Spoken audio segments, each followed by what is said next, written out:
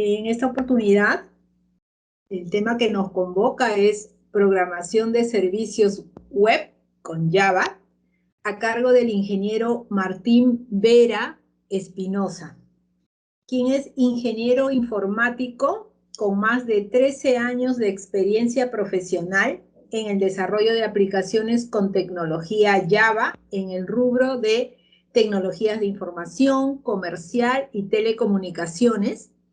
Actualmente desempeñando el rol de arquitecto de software y líder técnico de integración de sistemas enfocados especialmente en SOA, microservicios, bajo el patrón Domain Driven Design, Spring, REST y microservicios.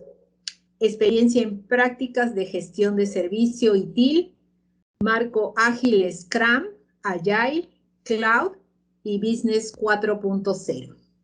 Dejamos los últimos minutos para el bloque de preguntas y los dejo con el ingeniero Martín Vera. Muchas gracias. Buenas noches con todos. ¿Me escuchan? ¿Me escuchan bien? ¿Sí? ¿Sí se escucha? Hola, ya. Buenas noches con todos. Bueno, hoy día vamos a hablar básicamente de lo que es una API REST, ¿ya? Y cómo podemos implementar fácilmente una API con el lenguaje Java y a la vez desplegar esta API en un proveedor cloud y cómo consumir esta API a través de una herramienta de test de estas APIs, ¿no? Que en este caso que vamos a usar es la herramienta Postman.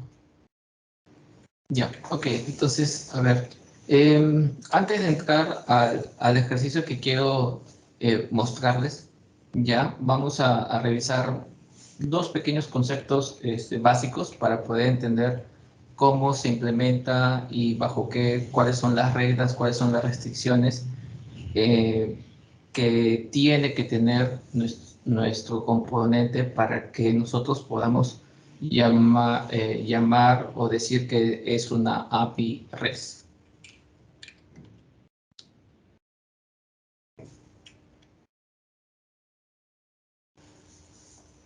En primer punto, tenemos que entender un poco qué es una API. ¿Qué es una API? APIs son las siglas de Application Programming Interface, ¿ya? Lo que viene a ser lo mismo que una interfaz de programación de aplicaciones y sirve para dar básicamente acceso a los datos de tu aplicación. Esta API lo que va a hacer es que va a definir cómo se va a comunicar tu aplicación con otras aplicaciones. Por ejemplo, te va a definir qué datos les tienes que enviar, cómo es que te tienes que comunicar con esa otra aplicación, con qué formato, y entre otros datos, ¿no? Por ejemplo, si tú quieres entrar pongamos, a una casa, lo que tienes que hacer es tienes que tocar la puerta. Si no tocas la puerta, no puedes entrar. Entonces, tienes que tocar la puerta necesariamente para que puedas entrar. Entonces, esa es un poco la analogía que se puede hacer con respecto a lo que es una API en modo general.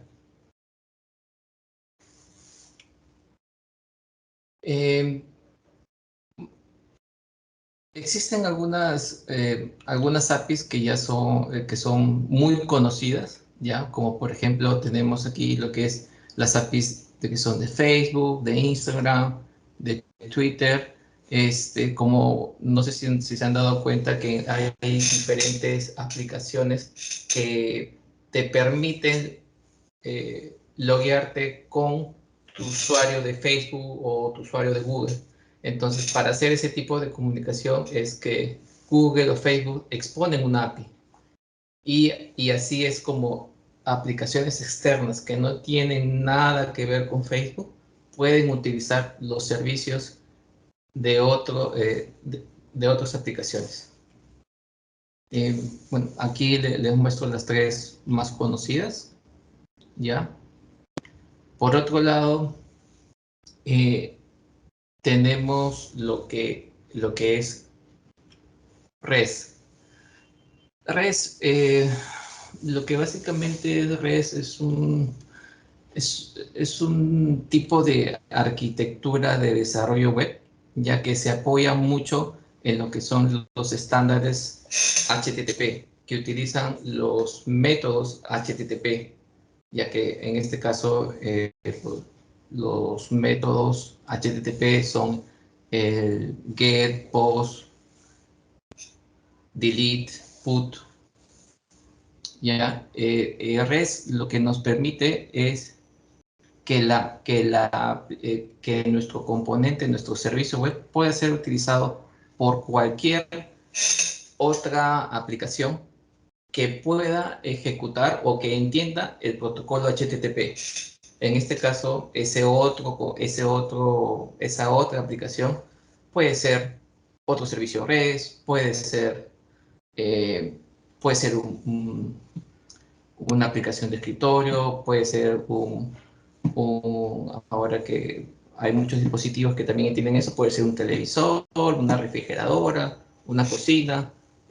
Puede ser si todos esos aparatos manejan o entienden el protocolo HTTP, se puede comunicar con un servicio que está bajo REST.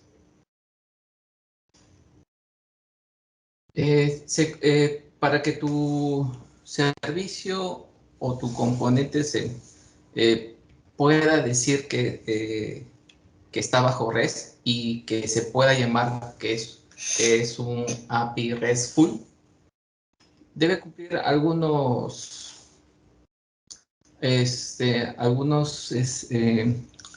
características. Ya, primero que nada, el API REST se maneja en un contexto cliente-servidor.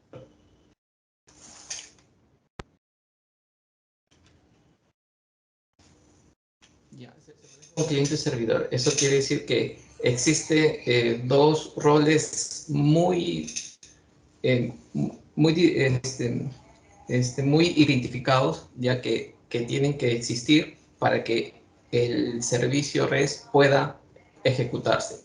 Por un lado tenemos a lo que es el cliente y por el otro lado al servidor. El cliente le envía peticiones a través del protocolo HTTP con unas ciertas características que más adelante les voy a explicar para que el servidor lo pueda entender, pueda procesar y pueda devolver una respuesta de recursos.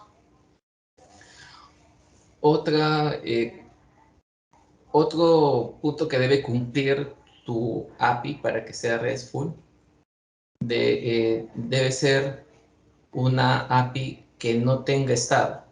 ¿Qué significa que no tenga estado? Lo que significa es que cada petición que se hace al API o al servicio RESTful eh, no va a guardar ningún tipo de dato en sesión. Por ejemplo, si tú envías dos peticiones hacia el API no va a saber qué pasó en la primera, cuando esté procesando la segunda petición, no va a saber que existió una primera, porque no guarda datos, no guarda sesión. Entonces, estas peticiones son totalmente independientes.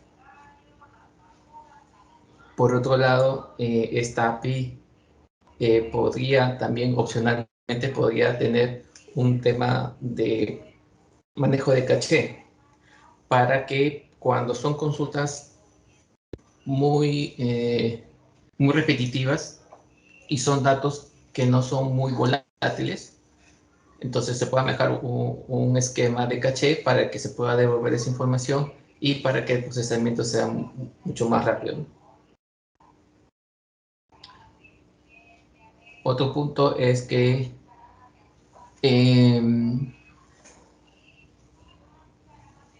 esta comunicación esta comunicación de cliente-servidor puede estar mediada por capas jerárquicas. O sea, dentro de tu componente tienes una capa que es la que se expone, la que recibe las peticiones, y tienes otra capa que es para el manejo de los datos, para el manejo de consultar los diferentes repositorios que tú puedas tener para poder devolver la información.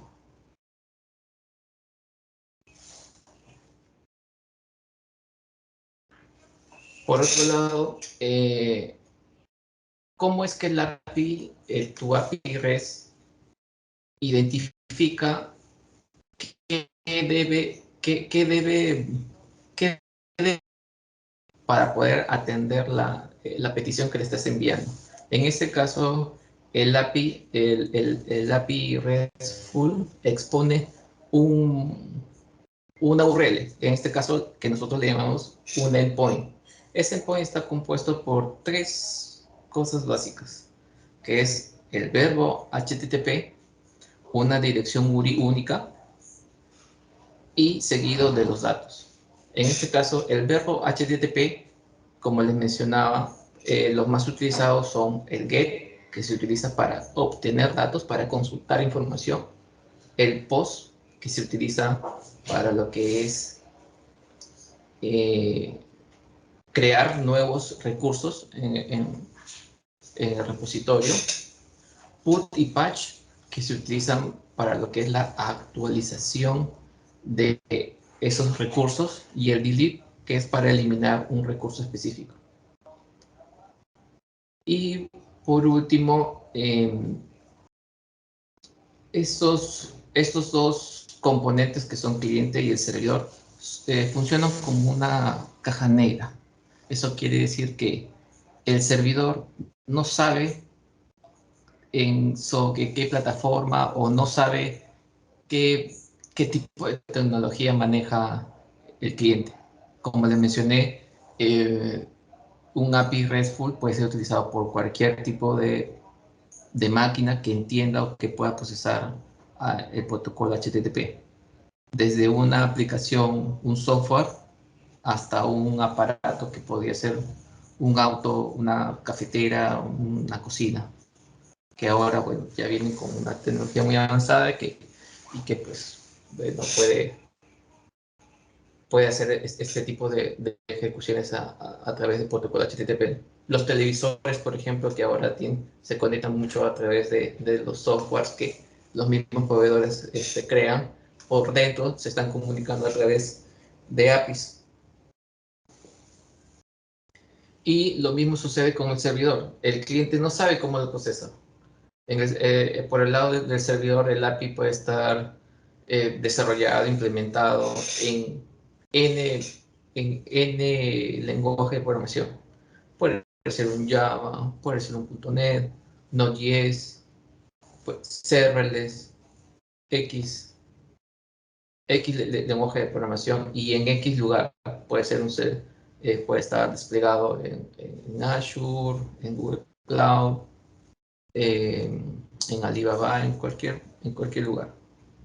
A eso es lo que se refiere con lo que es caja negra, tanto del lado del cliente como del lado del servidor. Entonces, básicamente era un poco contextualizar sobre qué vamos a hacer el ejemplo en este momento, lo que es un API y lo que es REST. Ambos fusionados eh, originan que nosotros podamos tener una API RESTful, que es la implementación de una API bajo las condiciones que te indica eh, que te indica REST. ¿Ok? Entonces, ya teniendo claro estos dos conceptos básicos, lo que vamos a pasar es a explicarles un pequeño ejemplo.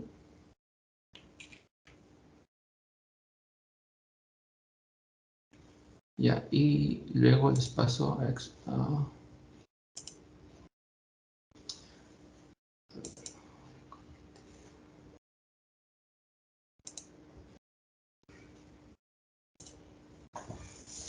ya. Aquí Aquí lo que tenemos es una aplicación que es muy utilizada para lo que es el desarrollo de APIs, en este caso de API REST, ya que se llama el Postman. Si no me equivoco, podría ser la más utilizada en este momento. Hay otras, por ejemplo, también he utilizado el Swapwheel, y así pueden haber otras más, ¿no? Pero la que más yo utilizo es el Postman. El Postman es una herramienta que tiene muchas funcionalidades, que te facilita el desarrollo, el desarrollo de las APIs y la posterior prueba, ¿no? Además tiene funcionalidades para hacer pruebas de performance, de carga, y te dan ciertas métricas que te ayudan a hacer una API REST con buena performance. Entonces, lo que yo les mostraba hace un momento.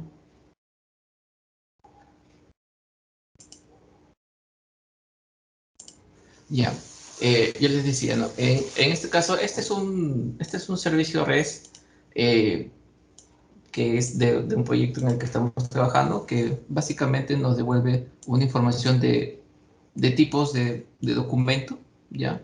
Son unos tipos de documento clínicos, ¿ya? Y como les mencionaba, para poder invocar o para poder utilizar esta API REST, son tres cosas que le tienes que enviar al API para que esta API pueda entender y pueda devolverte la información. En este caso habíamos dicho que es el verbo. En este caso, como ven aquí, tenemos n verbos, ya, pero los más utilizados son el get, post, put, push, delete, y por ahí, y bueno, hay otros más que se utilizan para diferentes casuísticas, ¿no? Entonces, luego lo que tenemos aquí es la URI única, ¿ya? Este host es una variable, si acá está la IP que resuelve, ¿ya? Esta es la URI que se utiliza, ¿ya? Y esto de aquí, este pedazo de aquí que dice de tipo documento, es el dato es la información que tú le envías al API REST para que, y estos tres datos es lo que forman el endpoint para que el API pueda resolver y enviarte la información.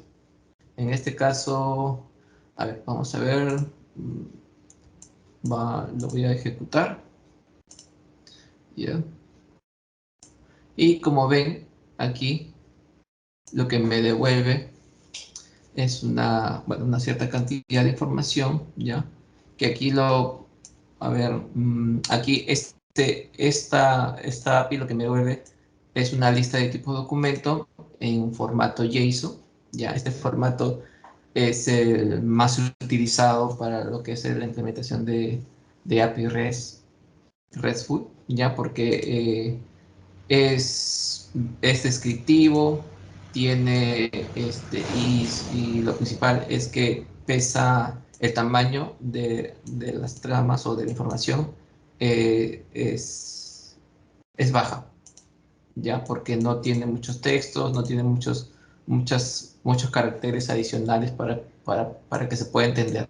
Entonces, es muy utilizado justamente en el caso, por ejemplo, de móviles, ¿no? Que los móviles no tienen mucho, tiene que ser, la información que se maneja entre móvil y las aplicaciones tiene que ser muy reducida, lo más reducida posible. Entonces, por eso utilizan APIs REST, porque son tramas, son datos que son muy comprimidos, ¿no? Como ven aquí.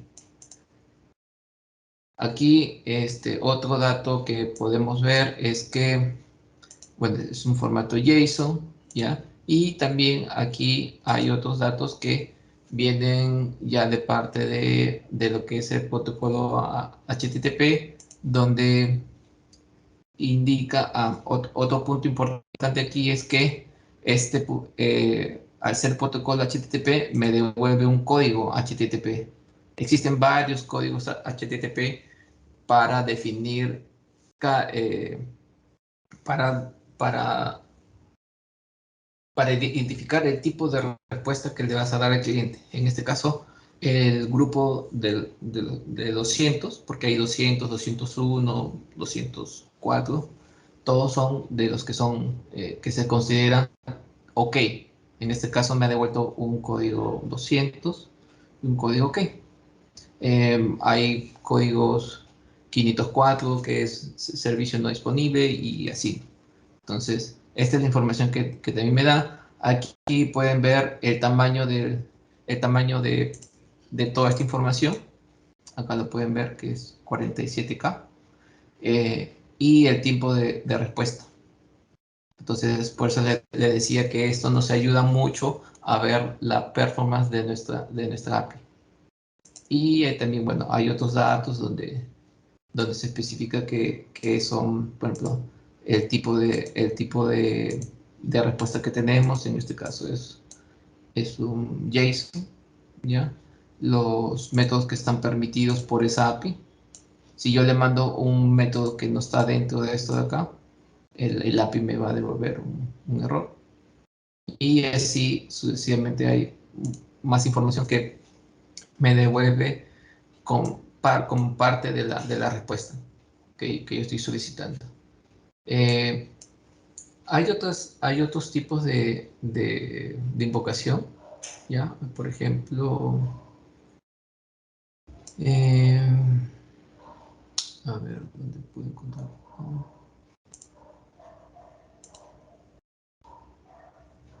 Por ejemplo, aquí, este de aquí es un post, ¿ya? Y en este de aquí es diferente. Esta es la URI, este es el verbo HTTP, pero en este caso tenemos un cuerpo, tenemos unos datos. Y esto de aquí vendría a ser la parte de la data, que se envía al API para que pueda resolver y devolverme la información que yo necesito. Yo aquí le digo, ¿sabes qué? Esta información que yo le estoy enviando es un JSON, porque yo también le puedo enviar un texto plano, le puedo enviar un código en XML, y lo que yo le envío es esto nada más.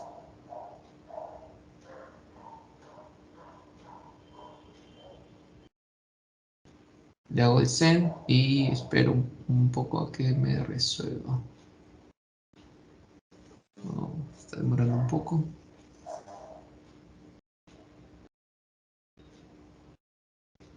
Oh, bueno, creo que no está habilitado. Aquí también, estas variables de aquí son las variables que están acá, ¿ya? Son las IPs que van sobre estas IPs. ¿Ya? Bueno, así es. Esto es la parte de cómo se invoca, cómo se ve el ida y vuelta de la información con un API REST, ¿ya? Entonces, luego de esto, bueno, vamos a hacer un pequeño ejemplo, ¿ya? Un pequeño ejemplo de cómo se vería o cómo se podría implementar una API, ¿ya? Rápidamente. En este caso vamos a utilizar el framework Spring, ¿ya? Entonces, vamos a ir a Spring y Start, ¿ya? Aquí. Ya, aquí le ponemos nuestros datos. Ya por ejemplo, aquí me dice en qué manejador de dependencias quieres. En este caso tenemos dos opciones, que es Maven y Gradle. Yo utilizo más el Maven, aunque bueno, el Gradle también lo estoy usando últimamente, pero más se utiliza el Maven. En este caso le ponemos un nombre de grupo. Le voy a poner TCS, el artefacto, le voy a poner user, ¿ya? Le voy a decir la versión del Java, ¿ya? En este caso vamos a trabajar con la 11. Y aquí yo le voy a ir agregando las dependencias, ¿ya? En este caso le voy a agregar lo que es la dependencia web, ¿ya? Que es para lo que son los controladores de RESTful. Luego le voy a agregar lo que es Jersey, que es para el manejo de un servidor embebido, ya, porque al ser un API RESTful, esa también tiene que ser auto-ejecutable, que se puede ejecutar por sí sola. Ya, entonces tiene que tener un servidor embebido. Luego vamos a agregar aquí el actuator.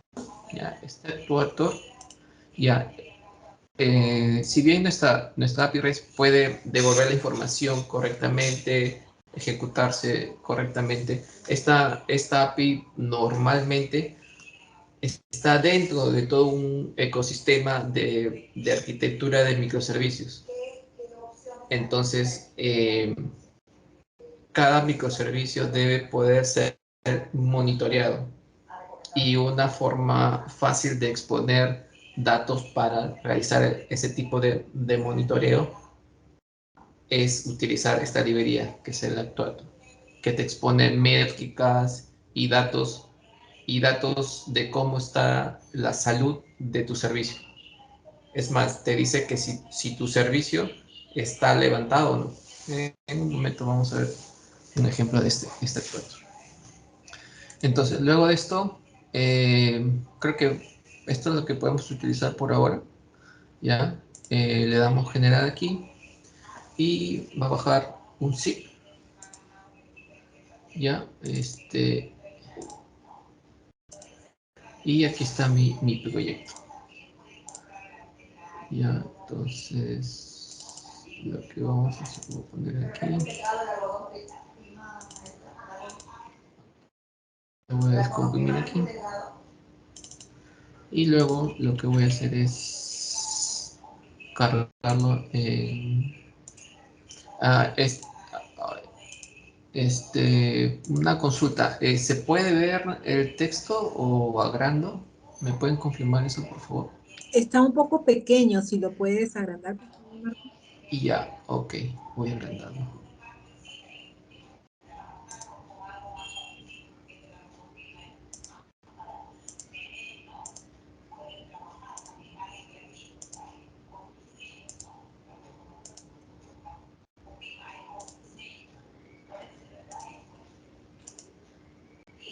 ¿Ahí se ve mejor o más grande? Un poco más grande, no lo veo bien. Okay. Ahí. Ya, estás compartiendo el Postman, ¿no?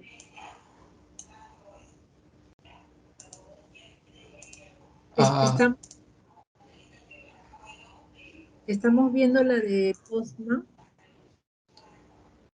no, estoy compartiendo mi pantalla completa, no Ah, se no, ve mi pantalla completa. no. Disculpa. Voy a compartir mi pantalla completa. Mm, disculpe, pensé que estaba viendo mi pantalla. Ya, ahora sí se puede ver. Sí, sí, sí.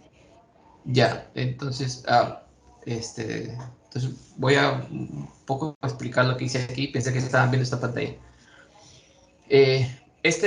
Para empezar a desarrollar tu API REST, ya, lo que Spring, en este caso, el ejemplo que vamos a hacer, lo vamos a hacer con Spring Boot. Ya, pueden entrar a esta página que te ayuda mucho a crear la estructura básica de tu API. Entonces, entramos a start.spring.io. Acá, en este caso, tienes que seleccionar el manejador de versiones. En este caso, yo seleccionaba el Maven, el lenguaje Java. Ya, le he puesto un nombre de grupo, un nombre cómo se va a llamar tu artefacto, el empaquetado que vas a tener, el componente que el producto de toda tu aplicación, en qué forma se va a empaquetar para que se pueda desplegar. La versión del Java, en este caso es el 11, y aquí yo he agregado un, unas dependencias. ¿Ya? Este, disculpe, ¿me da un minutito, por favor? Disculpe.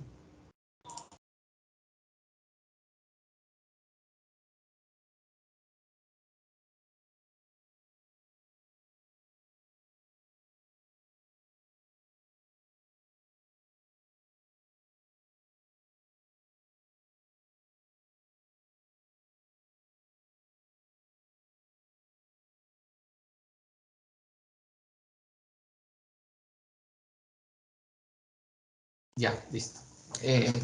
Ya, les decía que, a ver, acá he agregado las tres dependencias que son las básicas, ya, el Spring Web, que es lo que me va a permitir es exponer mi endpoint, ya a través que se utiliza para lo que es RESTful, ya, el Jersey, que es un servidor web embebido, que va a estar dentro de mi aplicación y que me va a permitir que mi API se pueda ejecutar por sí sola, ya, y una librería más que en este caso, si bien no es obligatoria, es muy útil en lo que es un ecosistema de microservicios, ¿no? El Spring Actuator que te expone endpoints para que tú puedas visualizar métricas de tiempos de ejecución, uso de memoria, tamaño de disco y demás cosas de la infraestructura de donde se está ejecutando tu servicio. Ya, luego de eso le das el botón aquí de generar y lo que genera finalmente eso de ahí es una estructura básica de tu proyecto, que es esto. Ya, luego de esto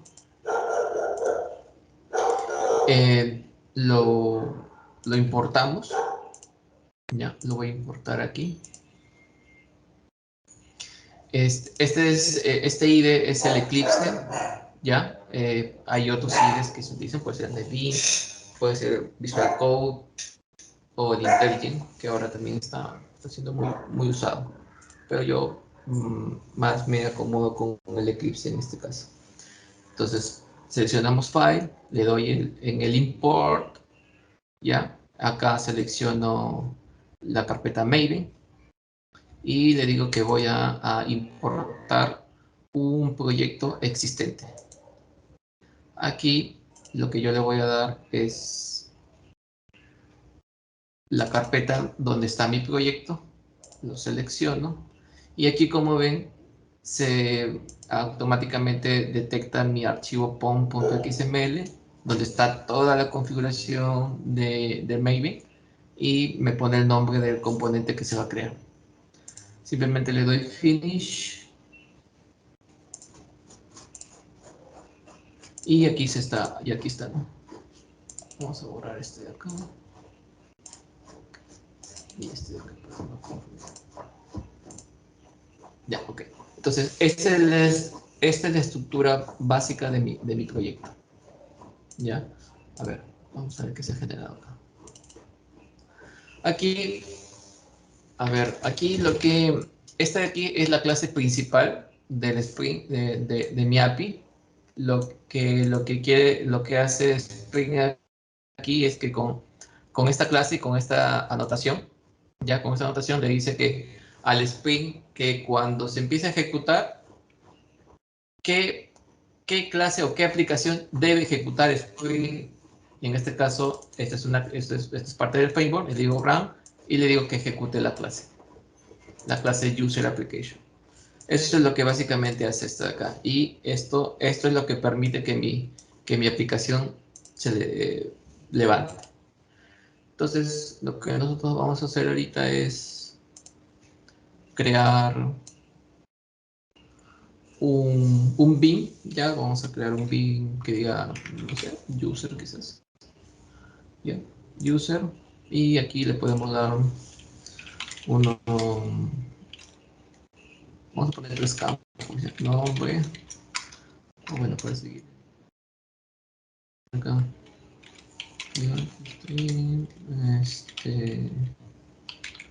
Apellido, y aquí vamos a ponerle un numérico y le podemos edad. Ya, entonces ahí tenemos nuestros datos, ya.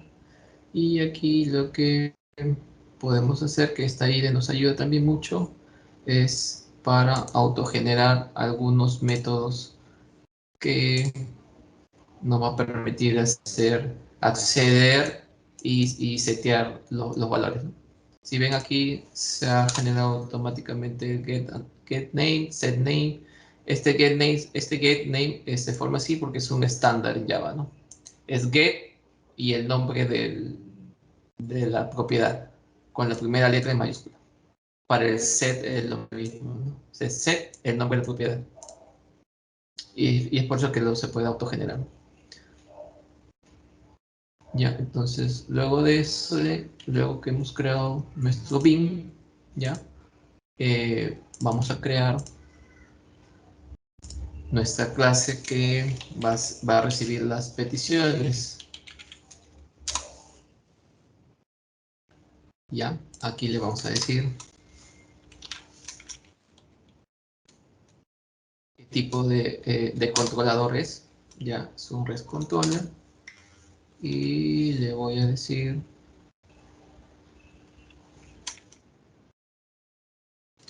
en qué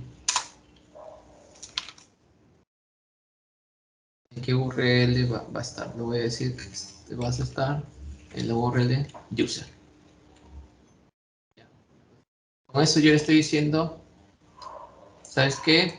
Exponte como un REST, como una API REST y crea una UI user.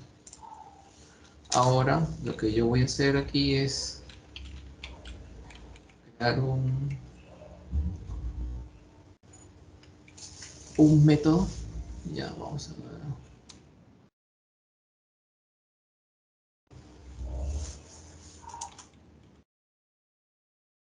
Digo, ¿sabes qué? Tú vas a devolverme una lista de users. Y le digo get.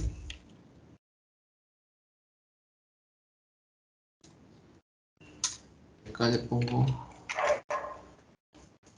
Y acá le digo, a ver, créame user, creo mi variable. Esto lo voy a hacer para poder simular datos. Entonces aquí le voy a poner user 1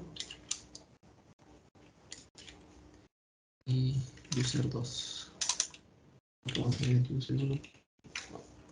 Punto C, nombre, voy a poner mi nombre, user 2.set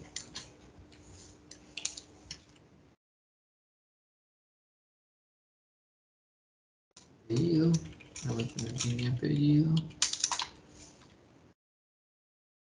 edad, y acá le pongo mi edad también. Entonces, lo mismo, pero vamos a poner acá user 2.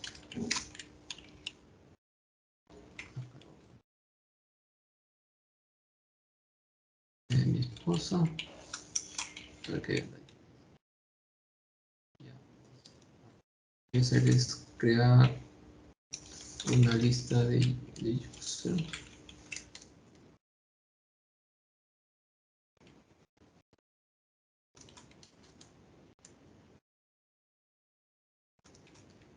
Le digo así.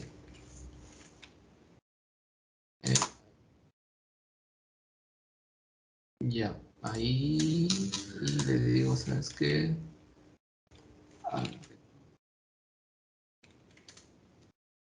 Pues,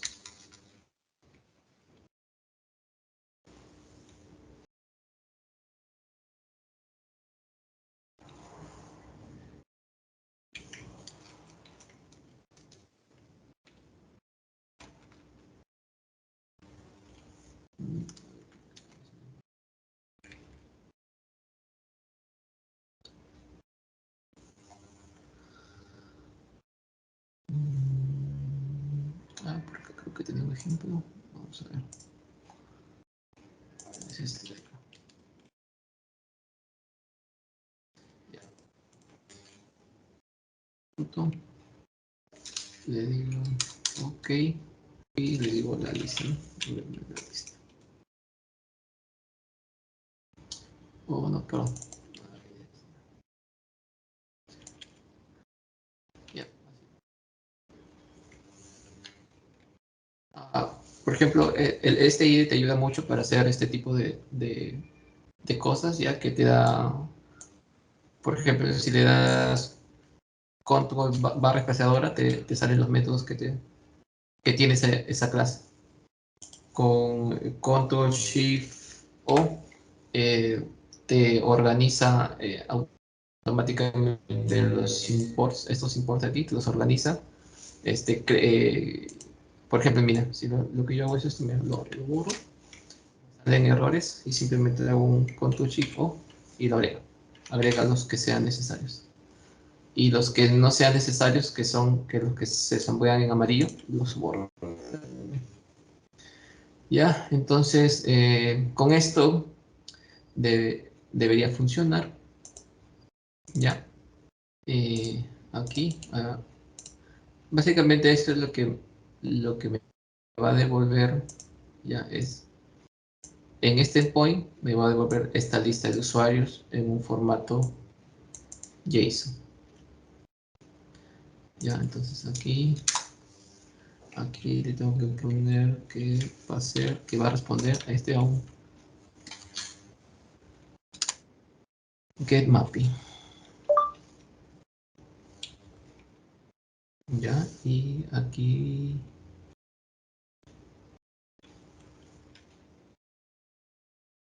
vamos a ver get mapping y le devuelves así. ¿Dónde está acá?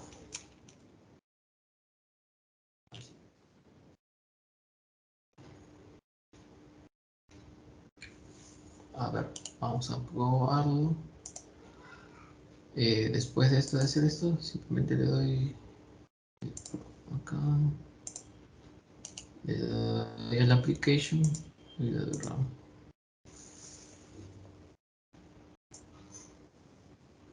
Y aquí, como ven, si nos fijamos en la consola, esta es la consola que me vuelve, se está ejecutando, se está levantando el sprint, te sale la versión y te dice la versión del Java que se está utilizando. Y aquí si pueden ver que dice Tomcat Initialize en el puerto 8080 y y acá le indica, ¿no? Tomcat embebido. Acá está iniciando y aquí me dice que me ha creado automáticamente el Spring un endpoint que es Actuator, que le pusimos, y a la vez se ha levantado en el puerto 8088. Entonces, en teoría, si yo voy aquí y le hago un HTTP local, localhost, los puntos,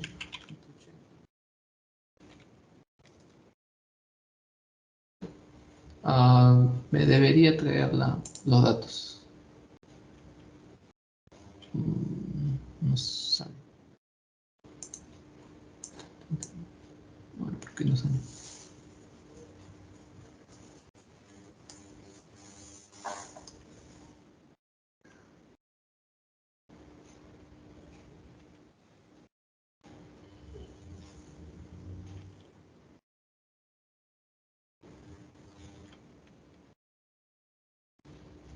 No ha llegado acá. ¿Qué pasó acá?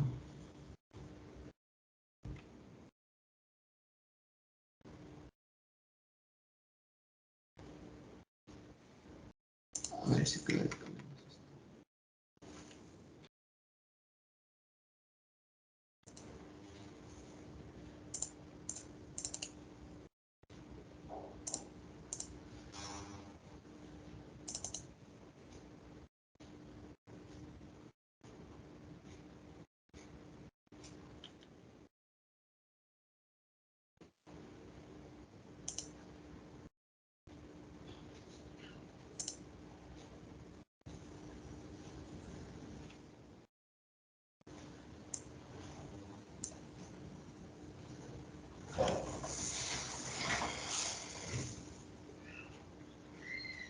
Por alguna razón no está reconociendo esto.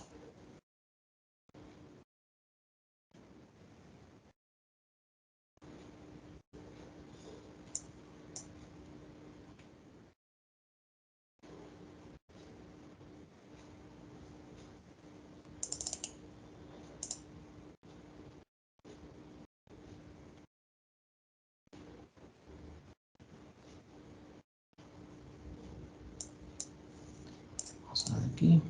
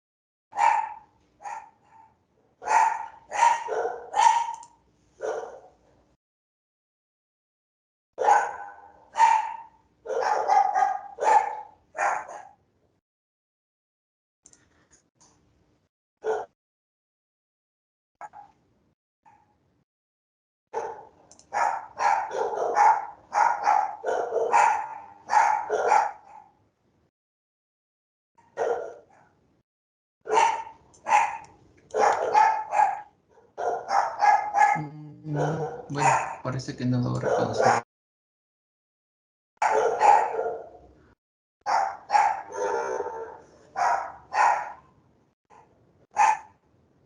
Bueno, no sé qué está pasando, pero bueno, aquí creo que si me tomo el tiempo para poder ver qué está pasando, creo que se me va a pasar el tiempo.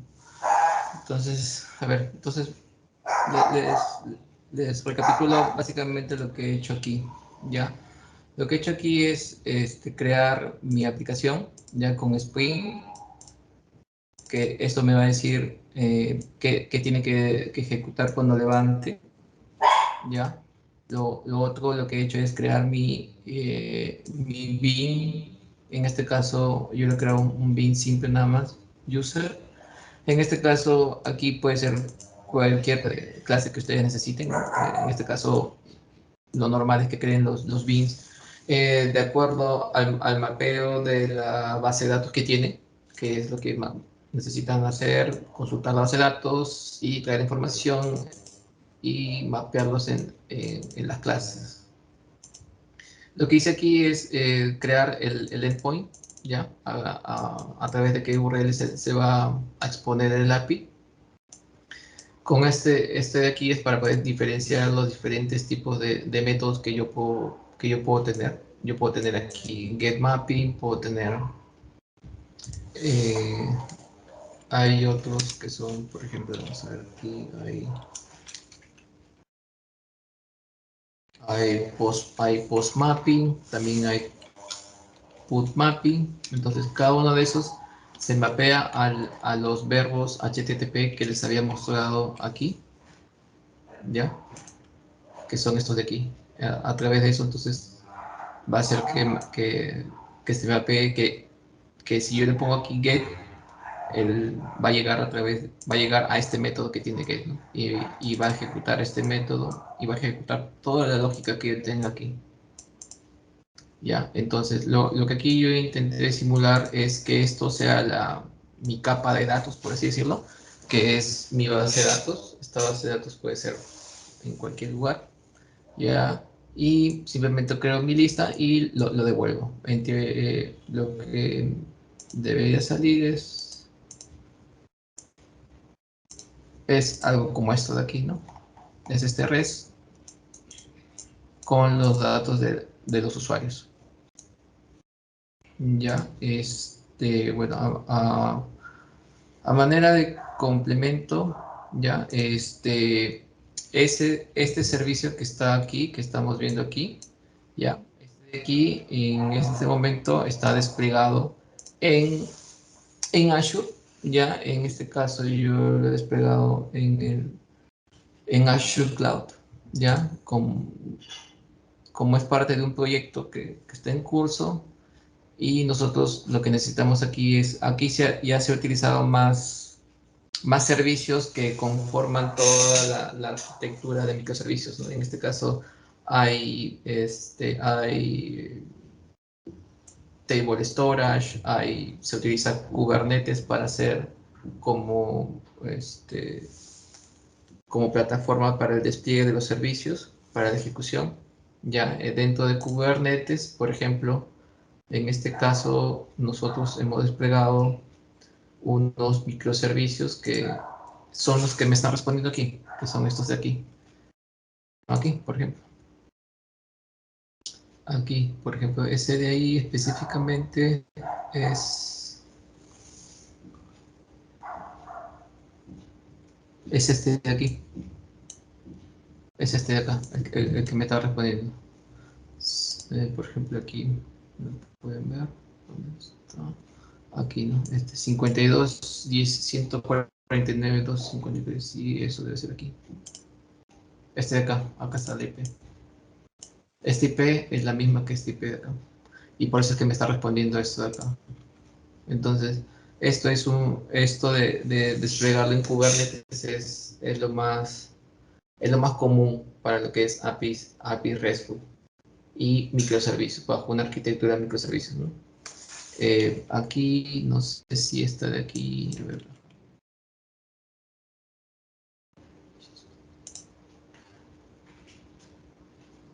No sé si esta. No.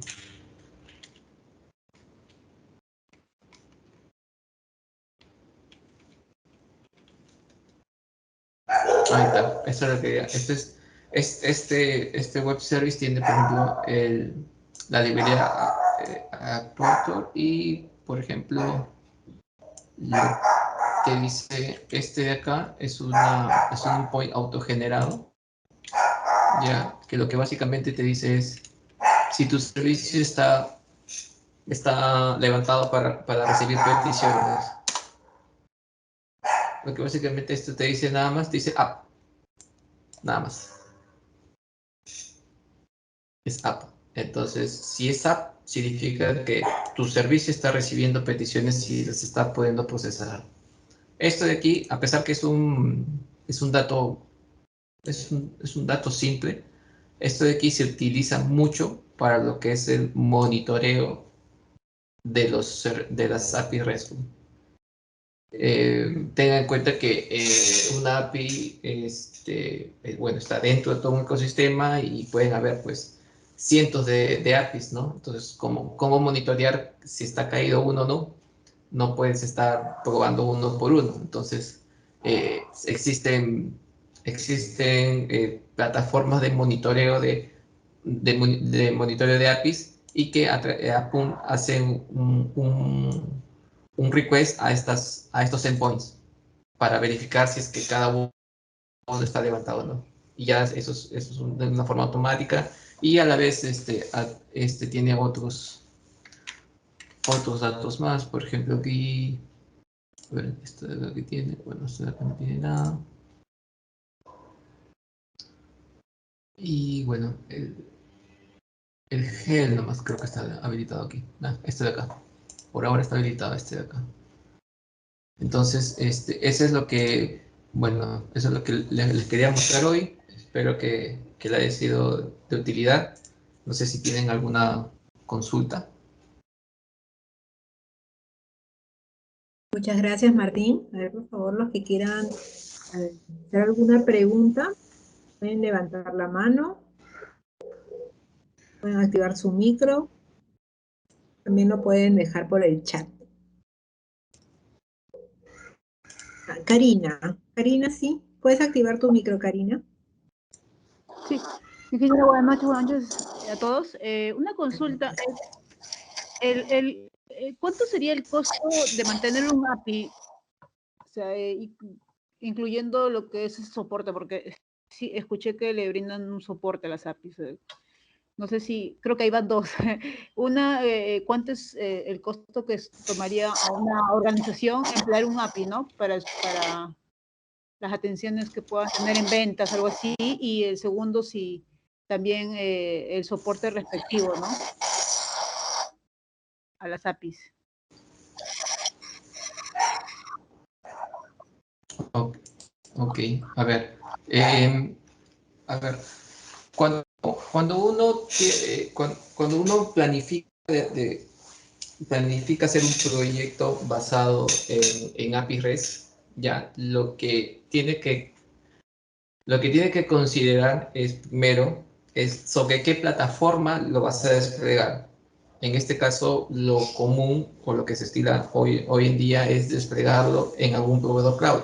Los proveedores cloud los más conocidos son AWS, Azure, Google Cloud, hay otros que son DigitalOcean, Alibaba y otros más que no recuerdo el nombre, pero existe un par por ellos. Ya, en el caso de que yo vengo trabajando con Azure, en el caso de Azure, se tiene que considerar lo que es en dónde se va a desplegar esa API. Luego, esa API, ¿qué recursos de la plataforma cloud va a utilizar? Cuando me refiero, cuando digo qué recursos, significa que dentro de esa API, ¿qué servicios de Azure utiliza? Por ejemplo, uno básico que puede ser de consulta, mencionaste algo de ventas, consulta tu catálogo de productos, por ejemplo, ¿ya? Entonces tienes que considerar que vas a tener primero que despegar, a ver, lo voy a mostrar aquí. Creo que dejé de compartir, ¿cierto? Voy a volver a compartir. Sí, Ya, ya no sé, no se acuerda. ya, ya. Ok, ya. Entonces, en el caso de una API simple, que haga la consulta a una base de datos y te devuelva tu catálogo de productos, es lo mínimo que tienes que tener es una base de datos. Ahora, esa base de datos, hay base de datos complejas y hay base de datos simples. En el caso de Azure, que es en lo que yo trabajo, se tienen dos tipos de base de datos. Uno que es un table storage, que es como, si lo vemos como una base de datos, las más conocidas que son como Oracle o SQL Server, vendría a ser como una tabla en Oracle. Entonces, ese tipo de base de datos es barata, tiene un costo muy bajo. Pero hay otras bases de datos que son para manejar datos complejos, datos anidados, ¿no? Entonces, en este caso existe una base de datos que es no relacional, que se llama CosmoDB, que su forma de almacenamiento es diferente a una transaccional. Y por eso y adicional a eso tiene diferentes formas o te da una flexibilidad para poder hacer consultas sofisticadas. Por lo tanto, el costo de esa base de datos es alto. En el caso de que tú quieras simplemente pongamos que quieres publicar una API que te consulte un catálogo de unos registros de una base de datos simple. Bajo eso de ahí tendrías que considerar costo de base de datos. Luego, el costo si ya lo vemos desde el punto de vista cuando esta API ya está creada y lo vas a desplegar. Solo tienes que considerar el costo de tu base de datos, el costo de dónde va a correr esa API. En el caso que les mostré, lo que se usa actualmente es utilizar Dockers. Entonces, ahora hay dos formas de utilizar Docker, que son a través de Kubernetes o a través de OpenShift. En el caso de Azure, nosotros utilizamos, lo desplegamos a través de un Kubernetes. ¿Ya? Entonces, en ese caso, también hay que considerar un costo del servicio de Kubernetes.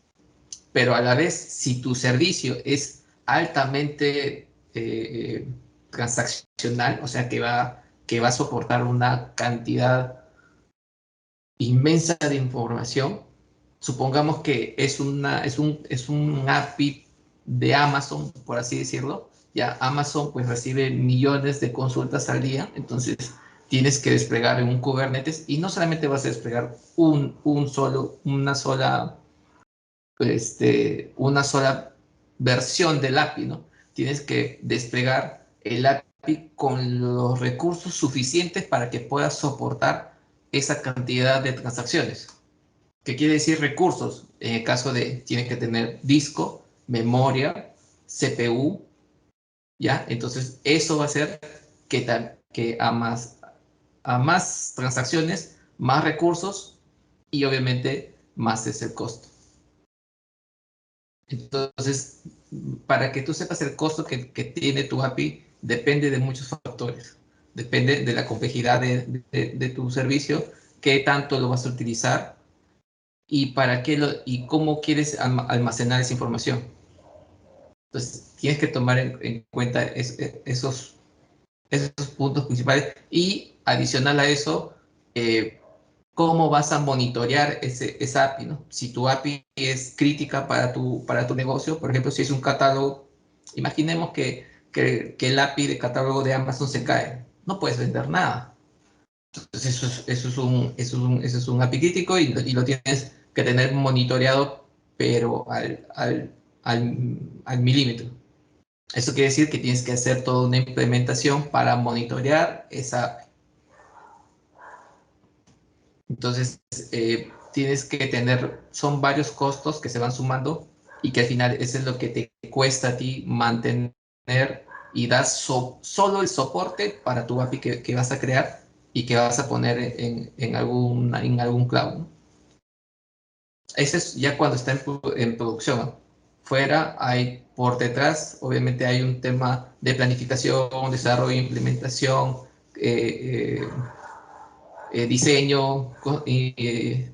diseño, calidad y de ahí el proceso de puesta en producción. Ese creo que es otro. Ese es desde otro punto, ¿no? Desde otro punto de vista. Si quieres un poco ver los precios que se manejan, por ejemplo, en Azure, Azure tiene una calculadora.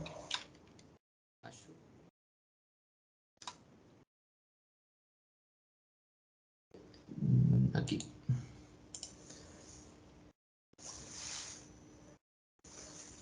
Y aquí, por ejemplo, como te mencionaba, ¿no? Por ejemplo, acá te dicen Cosmos. Lo vas agregando al Cosmos. Y luego, por ejemplo, Kubernetes. Ya, entonces vas acá. Y aquí tú vas poniendo, pues, cuántos clúster de Kubernetes quieres, qué instancias, cuántas instancias. Y aquí, esto es lo que te mencionaba, de qué tanta transaccionalidad va a tener tu API. Y aquí es por eso que tú tienes que saber ese dato. ¿Por qué? Porque de acuerdo a eso es lo que tú vas a alquilar en Azure, ¿no? Acá tienes pues CPU, 56 GB de RAM, 112 GB de almacenamiento. Y de acuerdo a esos parámetros es lo que te cobran, ¿no? Por ejemplo, este es un básico y por una máquina virtual significa que vas a tener como que una computadora nomás. Por 730 horas te cobran al mes $70. Y así vas colocando los diferentes servicios que vas a utilizar de Azure. En este caso es Kubernetes y Cosmos. Pongamos un Cosmos que sea aprovisionado manual y te dice, ¿sabes qué? Acá también hay unos datos que son cómo se mide RUs. RUs en el caso de Cosmos son Request Units, que es como Azure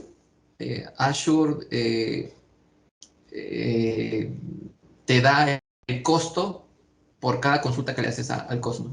Y en base a esos RUs es lo que te cobran, que eso se traduce en dólares, ¿no? Que es lo que pagas más o menos. Según esto te dice que son $23, ¿no?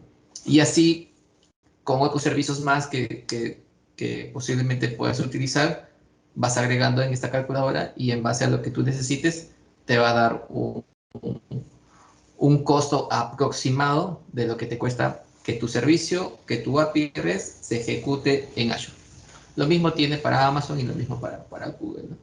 Pero fuera de en qué plataforma lo quieres poner, es que tienes que saber datos de qué tan complejo necesitas, qué tan complejo es tu API, transacciones, cantidad de transacciones que va a recibir, qué tan rápido quieres que sea la respuesta de tu API, ¿no? Cuánta cantidad de información va a manejar y así, ¿no? De acuerdo a eso es lo que tú alquilas en Azure y es lo que te va a costar.